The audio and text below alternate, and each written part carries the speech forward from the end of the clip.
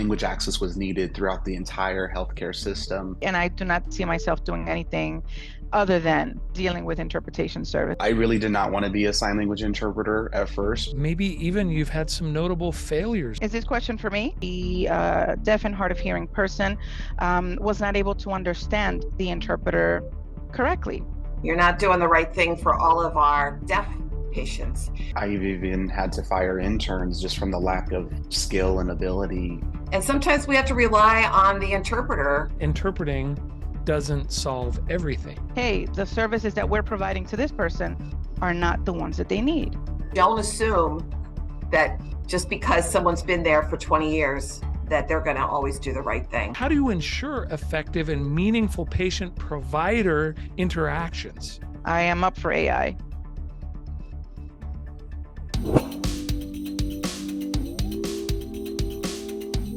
Thank you all for joining us. My name is Barry Slaughter Olson, and I am a conference interpreter and also a bit of a technology geek and someone who is passionate about language services and helping the world communicate. So it is my pleasure to welcome all of you to this second roundtable discussion in the series that has been put together by Effectif.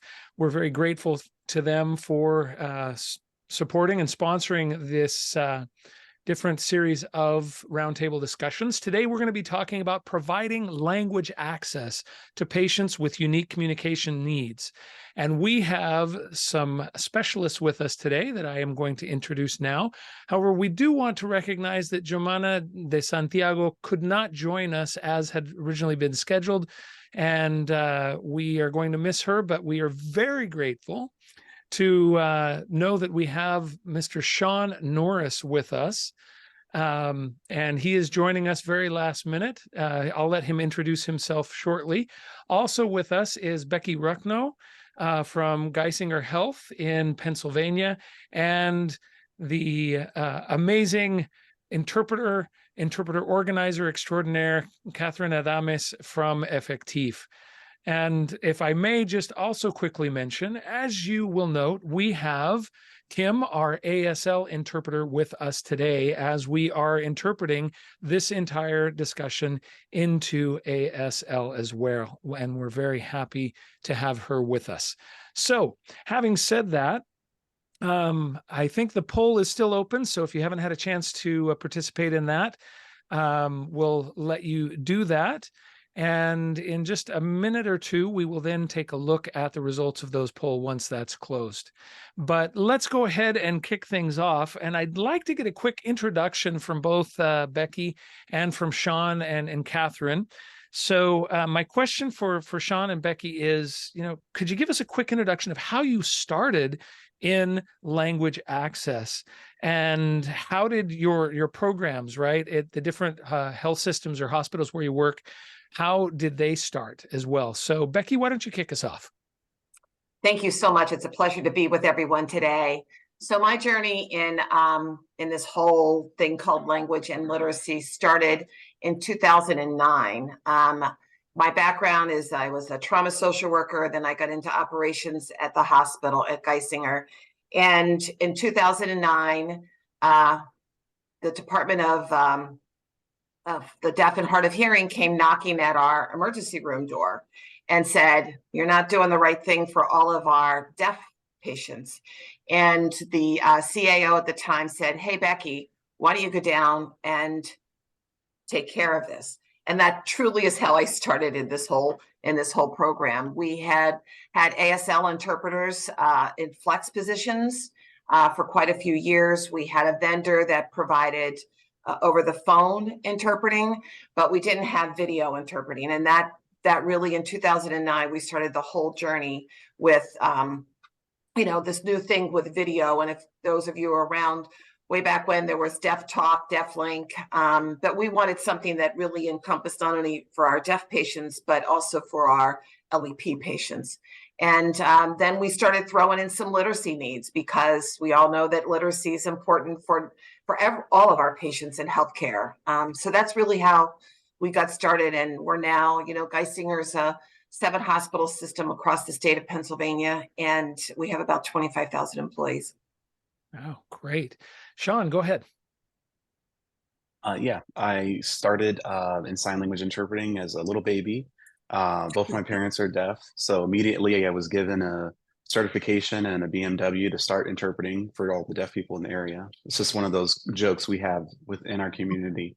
But I really did not want to be a sign language interpreter at first, but I fell in love with it on a professional level, made it a career.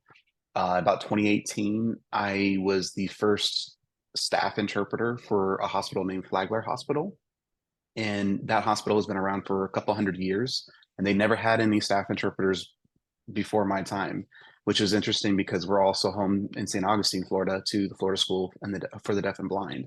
So we have a very large deaf population, and that's how I got my start there as a staff interpreter. And then I quickly realized how much language access was needed throughout the entire healthcare system. And so I was promoted, and now we employ 18 full-time staff interpreters, and we have a host of contractors that we use, and also video remote providers and over the phone providers to help us cover all of our language needs. You're on mute, Barry. Barry, you're mute. I did. I'm so sorry. I was going to say, Catherine, why don't you go ahead and introduce yourself as well, and then we'll have the poll results. We'll take a look at those. Of course. Well, I started as a Spanish interpreter. Soon after that, I was certified as a medical interpreter. Then in another company, I had the opportunity to do everything from the start to become an interpreter. I coached, I hired, I trained, I created training for interpreters. And after there, I think my career kind of grew. Then I started managing a team of interpreters, and then I was welcomed. This is just to shorten my career and so that you guys don't think I'm so old. And then I was welcomed as the director of interpreting operations here at Effective. I was just commenting to Rebecca and Sean that I am passionate about this industry, and I do not see myself doing anything other than dealing with interpretation services. So I'm very glad to be here today. Excellent. Great to have all three of you. And I think one of the things I want to point out as we get ready, Stefan, to publish those poll results, is to say that you can see people come to language access from a number of different careers, right? And we have examples of that in all three of you. And so if you take a quick look at those who are attending today, we have language access coordinators, program managers, executives, in-house interpreters and freelance interpreters as well as reps of companies. And so, as you can see, and also language technology specialists.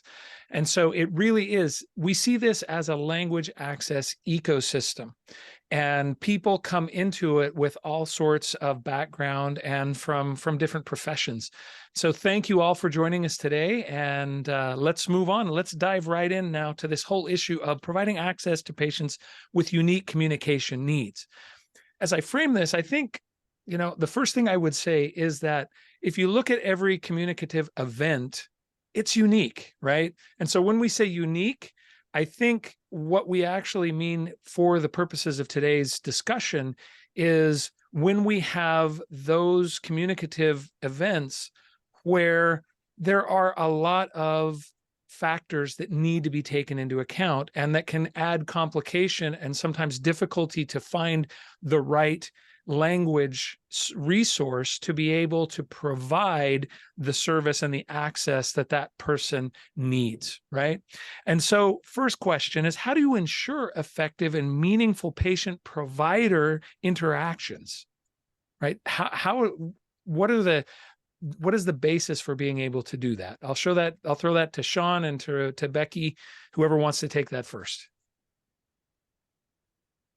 Well, I think that, it sounds trite, but I think education, and we have to do it again and again and again. We can't just do a goals course and think that everybody's going to understand. And I think we have to show people that it's better for them, them being the providers and the professionals in the system, that it's to their benefit to provide effective, plus it's regulatory. We all know that it's regulatory, but beside all that, there's so many outcomes. Our patients are better served when they understand the language and I'm going to speak about English as well. You know, we don't want to use 20-syllable words when we're describing, and that goes for our patients that are LEP limited English and our deaf community, that we need to do education. So we do it. We have a robust SharePoint sites with all kinds of information on both of those SharePoint sites. The vendor and Geisinger, we do regular education to staff, but it's that don't assume that just because someone's been there for 20 years that they're going to always do the right thing. Oh, so that sounds like that's a lot on the provider side. Sean, anything you would add? That's a great point. And I think education, you know, we say it's the silver bullet for poverty and for other ills that befall society as a whole. And I think that really does land true for us in healthcare. But it's not just talking to them or talking at them, but actually going out and championing it and going out and doing rounds. So I'll speak at grand rounds. I'll go to orientation for new employees. We speak at patient experience events. We go to huddles. It's important to have that constant reminder, because just like every time we go around and just do random things, if we don't have those reminders to kind of keep us sharp, we're going to kind of degrade and forget the things that we need to remember, especially when it comes to communication. Because from like a clinical perspective, they're just trying to get the job done, and they want to get it done fast and effectively. But sometimes that effectiveness is what gets hampered in the course of doing it really, really fast. For us, we also really encourage our providers to really look at each event, like you had talked about, where each event is unique. We want to protect communicative agency, and understanding that each person that comes in, just because they need an interpreter, that doesn't solve everything. Maybe they have dementia or an altered mental status. Maybe that requires more adjustments on our part other than just providing an interpreter. So it really does require the whole clinical team to kind of come together and be like, okay, how do we address this particular patient and their needs, especially in an emergency or an acute care setting? That's great. So I've got 3 takeaways already here. 1, education, and that goes far beyond just when there's an interpreter involved interpreting. It's really getting out to the entire team that's providing care. And then speed does not always equal effectiveness is another one that I've got. And then interpreting doesn't solve everything. It's part of the puzzle, right? But it's not everything. So I'm going to switch now. Let's go to the supply side here. Catherine, I'm curious to hear from you, someone who works on the supply side. What types of unique communication scenarios have you come across and have had to staff? There are many. I think many of them are linked to ASL, and I would like to start with the fact that not something that a deaf and hard of hearing person feels comfortable with today, another patient is going to feel comfortable with tomorrow. So we had an opportunity to service a patient who had Usher's syndrome stage 2.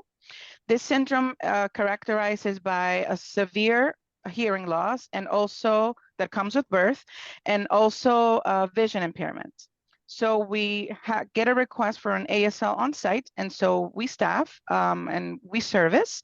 After the encounter is done, we get a complaint from the client saying that the deaf and hard of hearing person was not able to understand the interpreter correctly. And so we speak to the interpreter, as we often do, to coach and to get their feedback. They let us know that they also spoke to the provider, and they told them that not only hearing, but they were also, they couldn't see well. And so we got back to the customer and we let them know what the interpreter had shared, that in that event, the interpreter was servicing not only as an interpreter, but also an advocate to make sure that whichever other interpreter that person was needing was the right one for them. So we went through the type of interpreters that we thought would best service their patient, and we came up with a PTASL, or a protactile interpreter. They, they're going to use their hands, and they're also going to use motion, as well as ASL to provide the services for the patient. And this was a recurrent assignment. And so it was successful for us, but just imagine that our interpreter was not able to provide this feedback for the patient. How many more other hospitals or providers would that patient need to visit before someone said, hey, the services that we're providing to this person are not the ones that they need? And so I think that's the maybe last one to ring a bell to me, and I guess my team too. Yeah, that's great, and that actually gives me a couple of questions. And so these aren't going to be softballs. So the first thing is, do you have protocols for those kinds of cases in place when you have people who need medical services that maybe are visually impaired, hard of hearing, but maybe don't know ASL or some other complicating factor? And in that case, what kind of communication methods, technologies, and strategies for these people can you use? Is this question for me? I'll actually throw it out to Becky and Sean first, and then Catherine, you can definitely augment. Go ahead, Sean. I You were think- shaking your head quicker than I was. It's the sign language in me. I'm very responsive. I would say yes, we do. But we don't put it on the clinical team. We don't put it on the schedulers or the front office staff. What we do is we say, hey, if this person looks like they need more than just an interpreter, call us.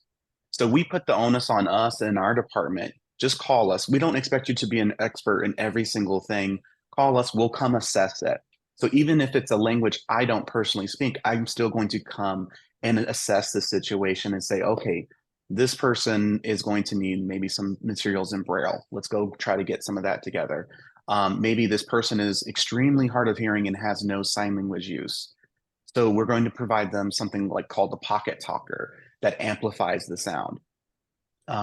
We're also going to look to see if maybe this person would need just to be able to write notes back and forth. Maybe this person has some other sort of needs where they need to have their caretaker with them the entire time to kind of help facilitate due to whatever mental status they may have. We just try to take that pressure off of the frontline staff and just say, hey, if something's not quote unquote normal for you, like if it's not just an obvious, I need an interpreter, call us and we'll come, we'll give you an assessment, we'll tell you what we need to do, and we'll provide the technology that you need to make that communication more effective.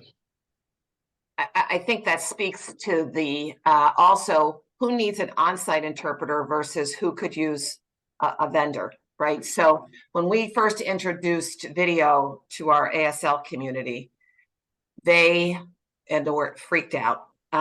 They said, what's going to happen to Cindy? What's going to happen to Pam? You know, these have been my trusted people that I've had for their whole existence, you know, with us.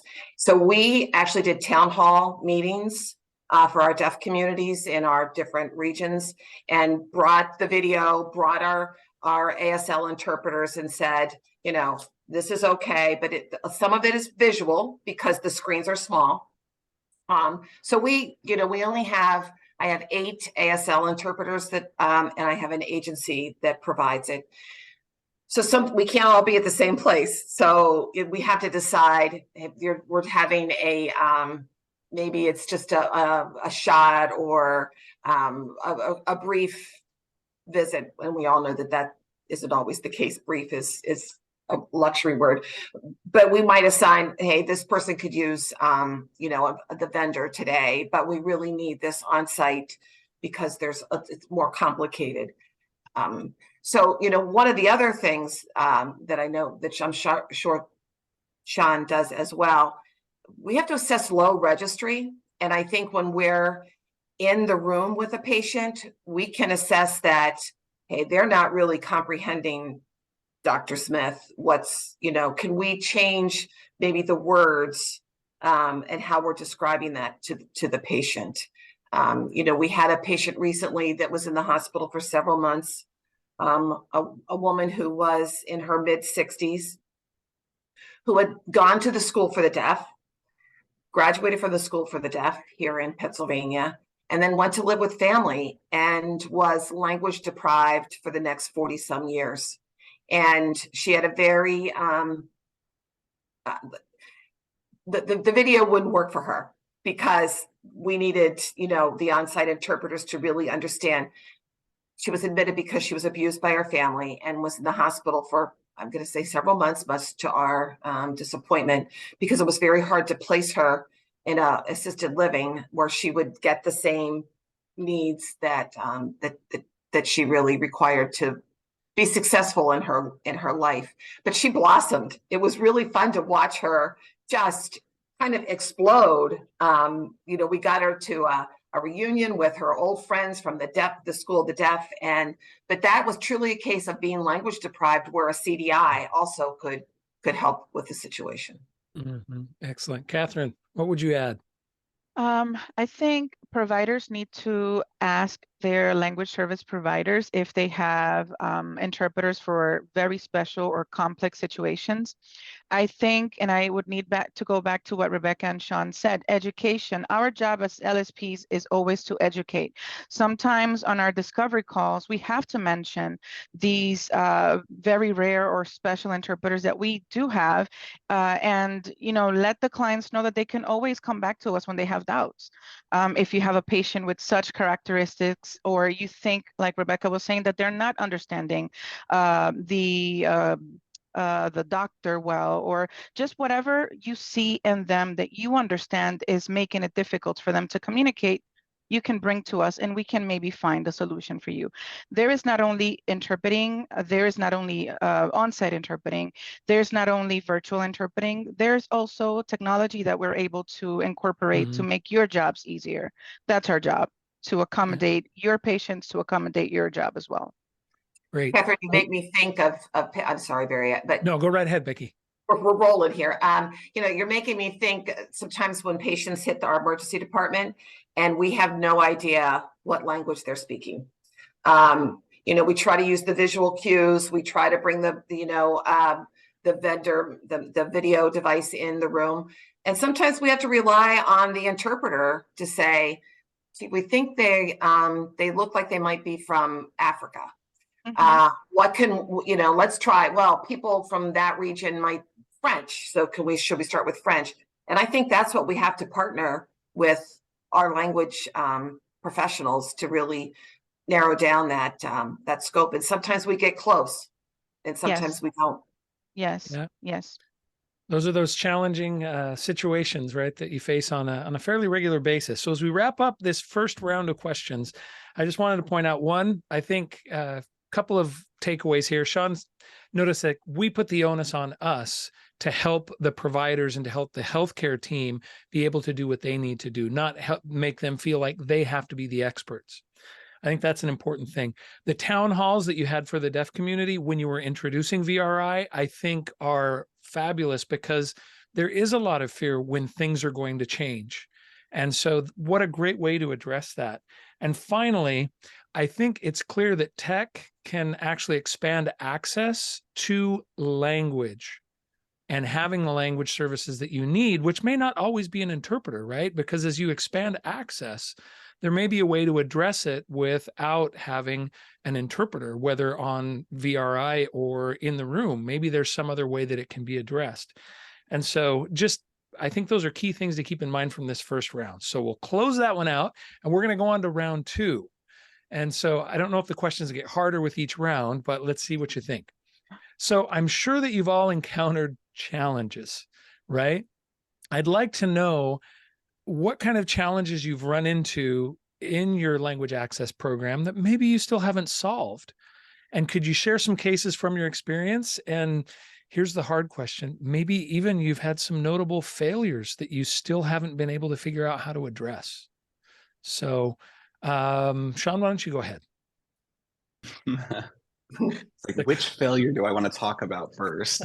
I would say when it comes for me, it comes to languages of lesser diffusion. That has been really, really tough.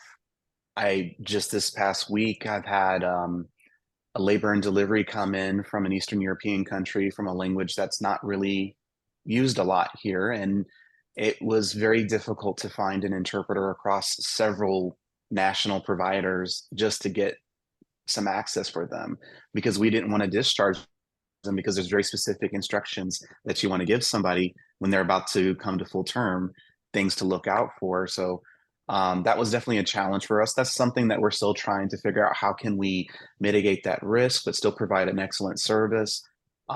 Working with some of our national providers to source more talent, maybe internationally, to be able to provide a more holistic care. Like living in Florida, it's a very popular international destination, and so we get all sorts of languages that come in and request. I've had languages from Africa where only 50,000 people speak that language, and somehow we managed to find one interpreter available for it. That was amazing, but I hope we don't need that interpreter again. But that's just an example of really just trying to source more talent to help us out within interpreting and translation services. Great. Becky. I'm going to come at it a little different with the challenges. I think a challenge for us, we're a more rural area in Pennsylvania. We're spread across hundreds of miles, but we're not in any big cities. So convincing staff that we have language needs. We've heard staff say, "Oh, we just use charades. It's okay just to do charades." No. So I think we've gotten better with raising the flag that we have many people who don't speak English in our geographic range. I think one of our challenges is getting it right to even get a preferred language on the medical record, so that we are prepared when the person comes into the clinic, that we can look in. We have Epic as our EHR, that it's there. This is the preferred language of this patient. And then the second question, part of that is, do they need an interpreter? And we all know that sometimes patients are like, nah, I don't need an interpreter, because they might be here illegally. They might feel that we're charging them. They might want their trusted family member to be the interpreter. So that's a challenge. And it's also a challenge when a patient can speak a little English, because then it's like, yeah, they got it. We don't need to go down the hall and get the language device. We don't need to pick up the phone and call for an interpreter. So I think those are the challenges, that we don't always get it right. And when we don't get it right, we run the risk of, that's when our failures come in. We might be miscommunicating, or totally not only miscommunicating with patients, but totally off the mark of what's really the challenge or the problem for the patient. Yeah. I would like to add. Yeah, go ahead. I would like to add too. Another thing, while you were talking, that made me think of another challenge is we all want language concordance when it comes to healthcare, but a lot of our providers really overestimate their level of speaking a certain language. And we have to constantly point out, like, okay, here's the Joint Commission regulations. Can you demonstrate to us that you can actually practice medicine in both languages? Because usually you only went to school in one language, right? And actually showing them, like, hey, what you just said there was completely offensive to that person because they're not from that country. And it actually means something totally different for them. So our interpreters, because they've been able to cross that cultural divide, they're able to clean things up. And it really, to the point where our providers now are just like, oh, okay, here's the interpreter. I'm going to let them do their job. And, it's really great to have that. But I would say making sure your providers are checked for their language ability as well. Yeah, I'm going to go ahead and I'm going to, we had a good question that just came in through the Q&A, and I think it's very germane to what we're talking about now. And so the question is, who determines what constitutes meaningful access in patient-provider interpreter interactions? Right? How do you come out of there and say it was a success? Was it meaningful enough? Right? Did it happen the way it needed to happen? As an interpreter, I think that part of my code of ethics are to be an advocate. If I, as an interpreter, know that whatever communication took place between me and the LEP was not successful, I must say something. Sometimes their life is at risk. And I've come to as a Spanish interpreter, at the beginning of time, back in the maybe 2005 when I started, it was very common for us to need to interpret for a Portuguese speaker, an LEP that spoke Portuguese. And I don't speak Portuguese, I speak Spanish, but because the access for interpreters was so difficult, we felt the need to help communicate. And we knew that was what was happening was not the best for that LEP. We saw this also during the pandemic. A lot of interpreters became very scarce, and we saw Haitian Creole interpreters using a Spanish interpreter and so forth. So I think as an interpreter, and again, abiding by my code of ethics, we should say whatever communication happened here was not successful. And I will stand by my rendition because I know that in Spanish, I said whatever you said, but the LEP did not understand. And so as Sean was saying, I would, although it's outside of my scope, I would do everything possible to make sure that that LEP is getting the services that they are in need of. You know, at this time, I would come back to my director and say, this happened. I believe this person spoke this language. Please go back to the provider and say, hey, we have this language. This I will do as an interpreter. I know the experience is different for Rebecca and Sean, but for us, this is what we typically see. Also, and I might be talking too much here, with languages of lesser diffusion that are spoken in Latin America and Central America, we see this very often. I remember interpreting for a lady that was delivering a child, having to say, push or whatever else was interpreted. And I know she wasn't understanding, and she was probably suffering because no one in the office spoke Quiche, but I knew as an interpreter that they might call in and get someone in Quiche. So I kept saying, call in, have someone in Quiche, you know, speak to her and say push. And sometimes these opportunities are taken for granted. So again, we go back to education, educating the users, educating our LEPs, educating the interpreters as to what they can do to help resolve these issues. Great. So I'm going to try to sneak in one last question here before we move on to round 3, which is the speed round, because our time is going very quickly. So we've talked about some special scenarios, right? When you run into these special scenarios, how do you decide whether you're going to handle this in-house or if you're going to go find a third-party provider beyond just, oh, we don't have the language, right? Are there other aspects to it that make you say, we need to figure out a way to keep this in-house, or no, we can have it go out to a third party?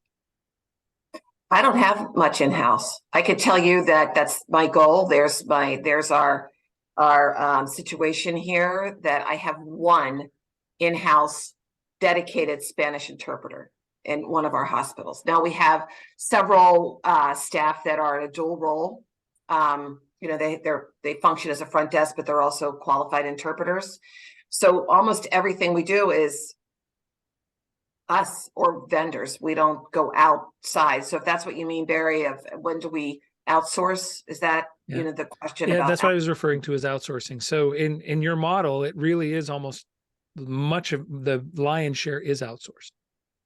Well, the vendor, we have the video, but we don't have outsourced on-site interpreters except for those ASL, but they also have to be vaccinated, background checks, you know, which makes it a challenge, which is why we like to train our own in a dual role, because we know they're going to be called on by the provider.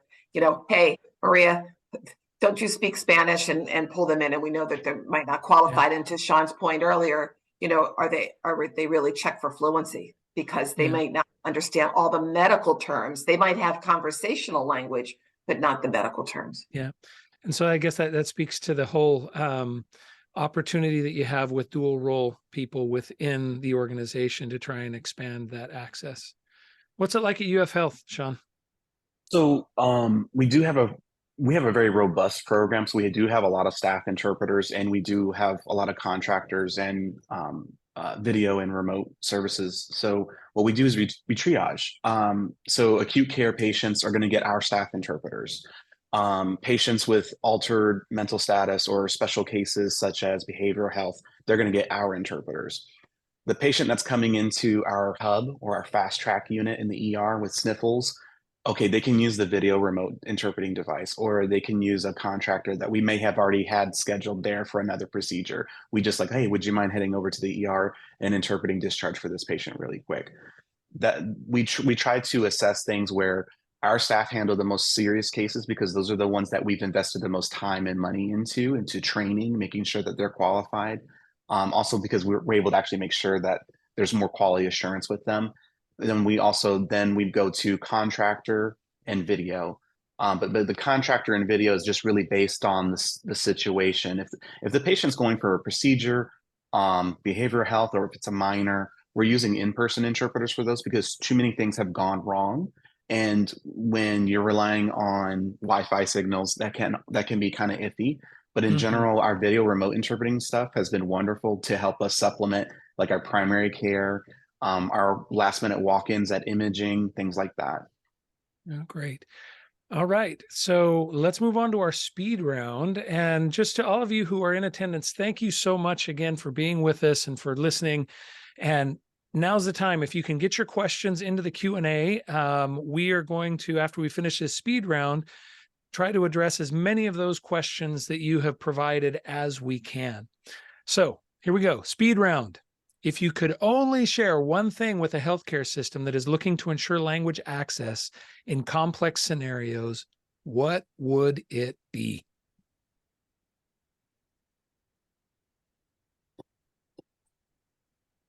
Need to have the Jeopardy music, right? Yeah. Just say it one more time, Barry. Say the question one more Yes. time. If you could share only one thing with a healthcare system that is looking to ensure language access, right? Because we know in the United States, there are a lot of systems where they do not have a formal language access program, right? And they're still building these out. And what you do is not something that exists in every state or in every system. Right. And so with the experience that you have, if you could only share one thing with a healthcare system that's looking to start a language access program and to address these complex scenarios, what would that advice be? Partner with either a medical person, find a champion that you could partner with that has decision-making power, and just don't give up. That's two answers, but don't give up. John. I'll say two things. I think that traditional maxim of do no harm, that requires us to be more proactive, to think ahead and anticipate what people may need instead of just reacting. I know those of us who have been involved with Joint Commission audits or state audits or things like that, you do not want your people to be reacting and not trained and ready. So I think the more you start looking into doing research, getting your white papers together, getting your studies together, getting data together, and really trying to see what your patient community looks like, and being able to address it and be more proactive in serving it.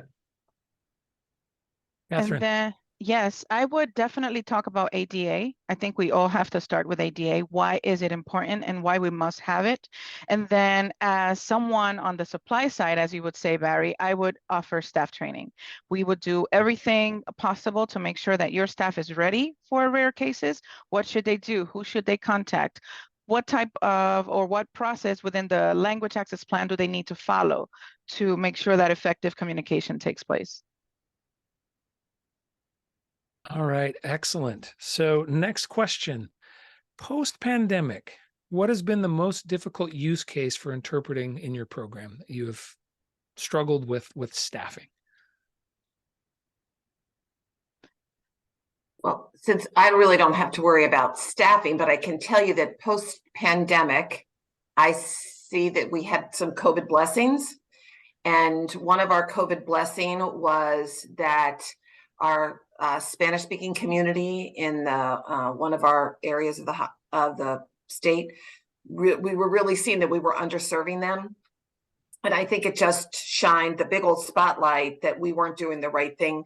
And COVID brought that. I don't know that if it wasn't for COVID that we would have been as responsive to do more marketing campaigns, do more signs in Spanish and really pay attention. So I see that as a COVID blessing. I think one of the challenges is that we don't do on-site orientation anymore or live orientation.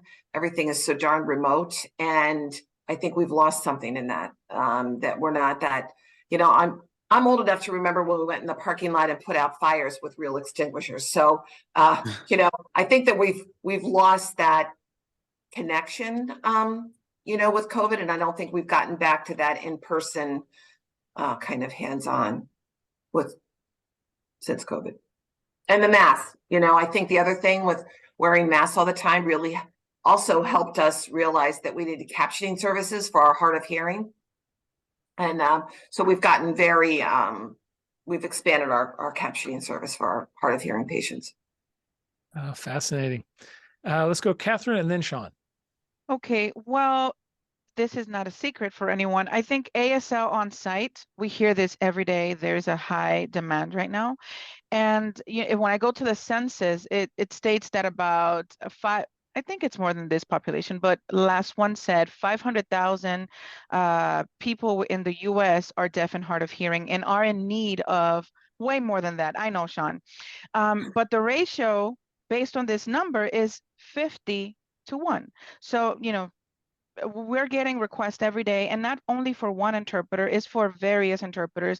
And I think the biggest issue for us is sourcing talent and having people who are actually needed, because ASL has, it's like a whole branch of needs. So it's determining which type of ASL and also having these resources to go on site. And the pandemic had a lot to do with it. Many ASL interpreters went virtual, and they haven't gone out yet still to assist the consumers. So that's our biggest struggle right now, ASL on site. Wow. Sean, do you concur? I do, especially as someone who also hires interpreters. I can tell you there's a shortage. I've even had to fire interns just from the lack of skill and ability. Those who are going through the interpreter, trying to get their bachelor's degree in interpretation, they just could not raise it. And I think part of that was having to learn American Sign Language, which is a three-dimensional language on Zoom. And that's not quite as effective, because you're kind of missing literally a third dimension of the language. So I would say that's just staffing issues is the big thing. There's a huge need. I would also point towards other languages as well. COVID really forced a lot of people to retire. A lot of people died even. So we already had a need for interpreters and translators in our industry. And COVID, all it did was grow the need and made a smaller pool of interpreters. So I think right now, as an industry, we have to focus on education and training that next generation of interpreters, wherever they may came from, and get them to where they can help us out in our needs and help our patients out. Yeah, so it extends far beyond just the care facility, right? This is education. This is making sure that we have people coming in to a professional path that is fulfilling and is going to help them make a living. So it's really important. All right, last question from this speed round. Do you think that artificial intelligence has a role to play in language access? Please note, I did not say in interpreting. I said language access. If so, where do you think it might be able to help? I'll hit it from the translating side. I'm old school, so I know that it's coming. I am worried about AI with translating medical information because there's sometimes it's part of our policy actually that you're not allowed to use Google. And when I've audited charts, I've seen that in charts like, oh yeah, we use Google Translate or Google Interpreters. I just get on my phone and do that, which makes my hair turn gray. But I do think that we could do some hybrid of that. So I do think that we could use some artificial intelligence, to translate documents, and then have a human being check on it. I think that would speed up Post-editing. the process, but I think that's the answer. John, what do you think? My thought is more on the initial point of contact. So when a patient walks in or when a patient visits your website or anybody who visits, being able to have things maybe automatically translated for them in that language because it's not clinical. That information could still be done using AI. I couldn't speak to the accuracy of it, obviously, but we're all 10 years ago, 15 years ago, none of us had smartphones, and now we all do. It could be very plausible in the next 5 to 10, 15 years. We're all wearing these super smart glasses and they automatically translate anything wherever we go in the world. That's a really cool future. We could see something like that happening, and that could be something that's beneficial. I think anything that levels the playing field for everyone and promotes a more equity and more equality for everyone, especially within healthcare, where that's just a basic human right. I think we should be all for it. Yeah, I think the key words there are equity and equality, because if it gets employed to try to find a way to save a little bit here or, nip and tuck there so that we can improve our budget, then the issue of equity and equality gets put in the back seat, and that needs to be front and center, driving the solutions, right? And if AI can do that, then, I think that really is the key there. Thank you. Catherine, did you want to add anything on that? I would just say that I always have to think about language. I know your question didn't really have much to do with the language completely, but I think based on the scarce situations that we are having, if AI can assist us, why not use it? Why not use AI to determine which language that LEP speaks? That we don't have on our list, or that we cannot, by listening to it, recognize it. If AI can do that, then let's go and use it. It will definitely facilitate your job. It will definitely create more user satisfaction. So I am up for AI. Up for it. All right. Then with that, we're going to close round 3, and we've got about 6-7 minutes that we can take some questions from the attendees. And so we've got a number here, and I'm going to start out with a couple that really can just explain some of the nuts and bolts of what you're doing, right? So here's a question. For in-house interpreters, what is a typical number of sessions a day? And other than ER requests, how are other requests made? And I think, Sean, will give that to you because I know, Rebecca, you've got a limited in-house group. So our sessions are going to be quite high. So what I would flip it, and I would say, how many people are going into a patient's room on a patient floor level? How many people are going into that patient's room per day? That's how many sessions it should be. So I'll just flip it on its head. Mm-hmm. So if you have maybe 15 to 20 people, which is a very reasonable number with all the specialists that are going to be going and seeing, you have the hospitalist, speech therapy, physical therapy, occupational. So by the time you have everybody going through, including the environmental services, including nutrition, you have a lot of people going in and out of that room. So you should have 15 to 20 sessions in a given time frame for that patient very easily. And not to mention at night when you're doing, med pass, you're doing toileting and bathing, other needs. Those are also more sessions that you should be counting. So I would more look at it from a clinical perspective. How many people are walking in and out of that room is how many times there should be an interpreting session be done. Because when you walk into a room, the first thing you're supposed to do is announce yourself and what you do. Otherwise, you're just going to be starting to commit assault on that person by touching them. You need to announce yourself and tell them who you are. So therefore, you need language access. Okay, great. Anybody else want to add anything on that, or should we jump to our next question? All right, we're going to jump to our next question. So this is from a rookie interpreter. It said, I would like to ask, how can we educate patients about our role? I would assume as interpreters, right?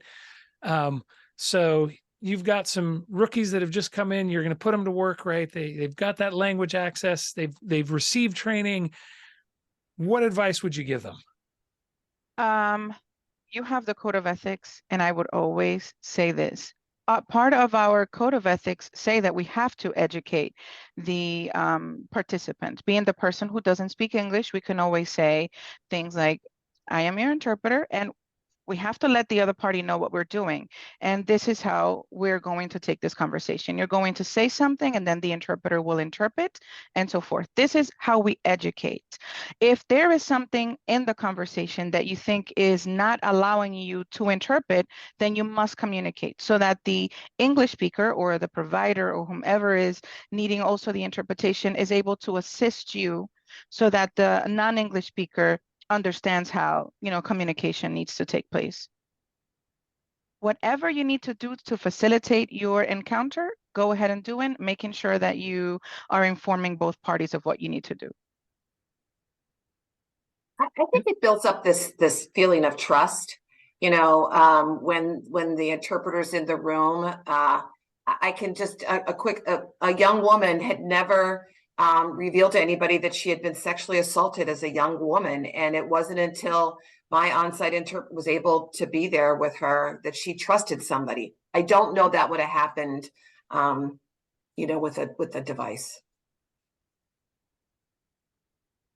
Okay, Sean, anything you would add? I think they handled it quite well. I mean, honestly, just the pre-briefing, that's what gets a lot of young interpreters or newer interpreters in trouble is the not doing the pre-briefing with both the provider and the patient. Okay. Well, we are just about at time, and I think we may have, there's a pretty elaborate question here, or series of questions that has to do when you have patients that have been victimized, right? Including in criminal cases. How do you prepare for those kinds of situations? How do you prepare your staff? How do interpreters get prepared to interpret in those kinds of challenging situations, right? Where there are so many layers of complexity because of what's happened. Should I I go can first? take this. Go ahead, Sean, No, and go then ahead. Catherine. Go ahead. I think first you need to evaluate yourself. Can you truly do this without any bias or have any issue? Are you able to truly interpret or translate in that particular setting without succumbing to emotional distress or anything like that? I would suggest doing an evaluation, like, can I truly do this job?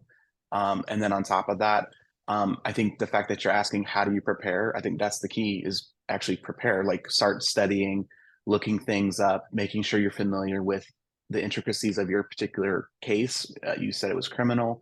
And if it's anything medical related, you should be researching and understanding what's involved in these particular images. What were the doctors looking for in this particular case, that kind of thing. Try to get inside and understand, because as interpreters, I like to think that we're really good at anticipating where someone is going so that when we interpret, we meet them there. And so that's what I would encourage, is try to anticipate where people are going. Excellent, Sean. Thank you so much. We are at time. And so what I need to do now is express my gratitude to each of you, Becky, Sean, Catherine, for sharing your expertise, your experience. I think that everyone that has been on this webinar is walking away with useful, actionable information to help improve their own practice wherever they are within the language access ecosystem.